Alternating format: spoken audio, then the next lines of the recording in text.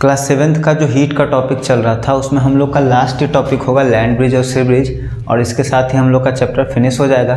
इसके पहले के वीडियो में हम लोगों ने सीखा ट्रांसमिशन ऑफ हीट के बारे में, हीट एक जगह से दूसरी जगह तक कैसे पहुंचता है, और यहाँ पे हम लोग सीखेंगे लैंड ब्रिज और सी ब्रिज और इसमें हीट का क्या रोल है। तो चलिए स्टार्ट करते हैं हम अपना वीडियो।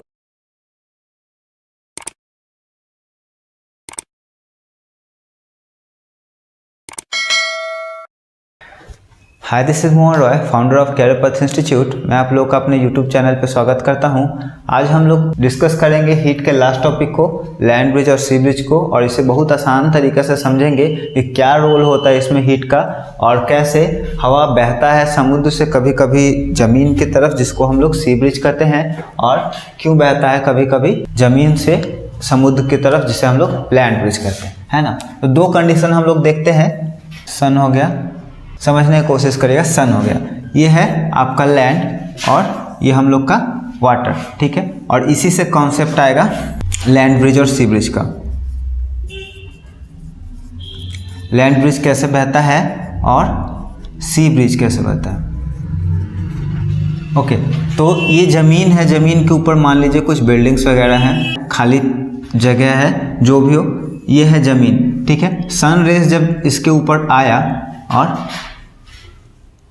इधर है, सनरेज इक्वली डिस्ट्रीब्यूटेड हर जगह। चलिए, तो इसे हम लोग आसानी से समझने की कोशिश करते हैं कि कैसे लैंड ब्रिज और सी ब्रिज होता है, हवा कैसे बहता है, ठीक है। तो ये जब दिन के समय में सन जो रहता है हीट डिस्ट्रीब्यूट करता है ऑल ओवर द अर्थ, पूरे अर्थ पे जब ये हीट डिस्ट्रीब्यूट करता है तो लैंड का प्रॉपर्टी क्या होता है, तेजी से गेन करता है हीट को और तेजी से रिलीज करता है, लेकिन ये स्लो करता है।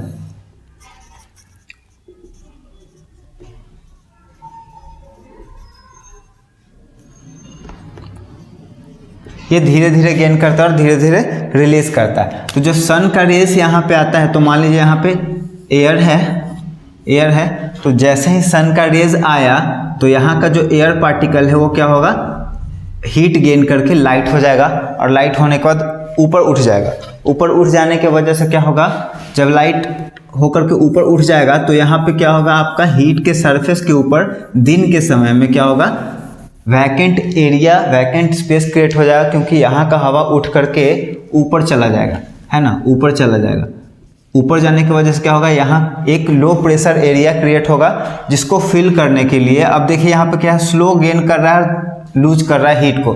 तो यहाँ पे अभी उतना गेन नहीं कर पाया है, जिसके कारण यहाँ पे अभी हवा है, ठीक है, यहाँ पे हवा है। तो ये जो low area, vacant area, low pressure area create हुआ है, इसको फिल करने के लिए हवा क्या होगा, समुद्र से लैंड की तरफ ब्लो करेगा, बहेगा, जिसको हम लोग क्या बोलेंगे, सी ब्रिज बोलेंगे, है ना। तो ये दिन के समय में होगा।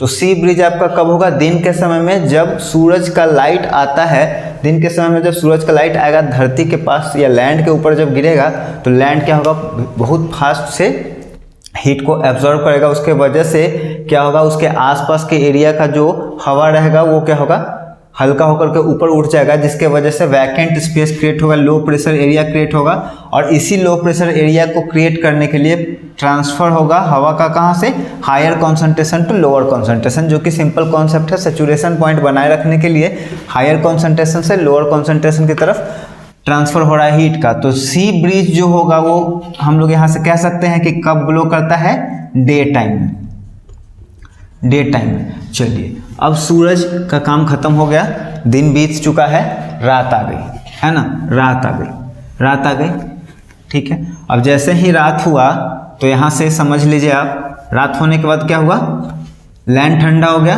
अब ठंडा होने की वजह से क्या हो गया, उसमें फिर से एयर वापस आ गया, यहाँ पे भर गया, है ना।